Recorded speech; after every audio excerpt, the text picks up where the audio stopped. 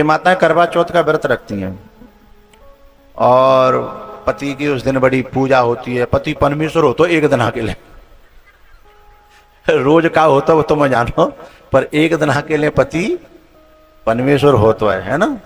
फिर बाकी पूजा होगी, फिर बई के हाथे पानी पिवेगो हैं। उस दिन जब पूजा होती है तो माताएं पता ना झूठे को कहें कि साचे को कहें कि बात कहते हैं कि हे परमात्मा ऐसा पति अगले जन्म में मिले हैं। झूठे को कहें चाहे साचे को कहें, भगवान से कहती हैं। पर मेरा कहना ऐसा है कि ऐसा मत कहा करो, क्योंकि मनुष्य जीवन इस जोड़े में बंधे रहने के लिए नहीं है। मनुष्य जीवन इससे भी ऊपर उठने के लिए है ना।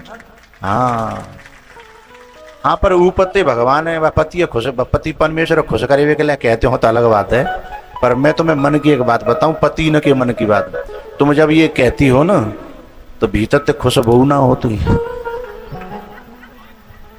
बोले तुम कैसे कह रहे हो? बोले मैं ऐसे कह रहा हूं कि जितने पति होता है सब मेरे पास आते हैं और उनका प्रतिनिधित्व करते करते एक पति ने मुझसे पूछी, बोले महाराज मेरी घरवाई समझाओ। मैंने कही भैया ब्याह तेरा हो, तू लायो है, पेंशन तेरी, तनख्वाह तेरी, सब ले रही है, तो तेरी माने ही कि मेरी? बोले ना मैं सब कुछ दे रहा हूं पर मेरी ना सुनते और संतन की बहुत मानते हो। ऐसा भारत में ज्यादा होता है। बोले तुम्हारी बात, तुम्हारी तो कथा इतनी सुनती है ऐसी, तुम तो जो कह दोगे ना पत्थर की लकीर है। तो मैंने की परेशानी क्या है बता। सो बोलो ये बातें जो कह दो, कह तो मत जान दे के जीलन दे, न मरन दे रही और न जीवन दे रही। मैंने कहा क्यों ऐसा का, ऐसी क्या बात है?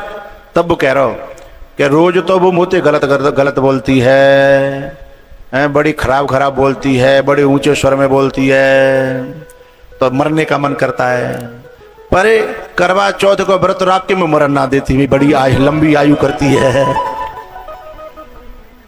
तो बोले मैं परेशान हूं, न तो मैं मर रहा और न मैं जी रहा, बताओ तुम मैं क्या करूं? तो मैं बात ना समझ पाया कि पति न की दुर्दशा भीतर से क्या है।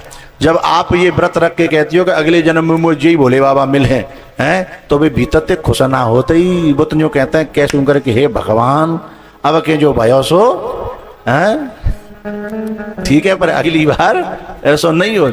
तो बिना बात है जब संसार में जब उसको भी जरूरत नहीं है, तुमको भी जरूरत नहीं है, दुनिया देख ली है, तो फिर जो है संसार से वैराग्य करो हैं। अतः योग करो और भोगन सो वियोग करो।